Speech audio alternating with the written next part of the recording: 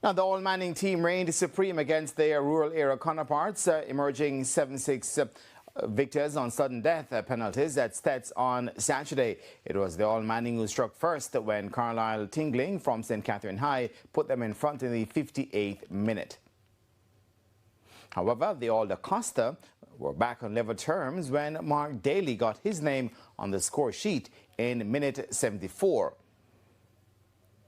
And when it was down to the penalties, and when none was missed in the first 5, Excelsior's goalkeeper, Jonoy Stedman, was the hero for the urban area team, saving 2 penalties for them to emerge winners.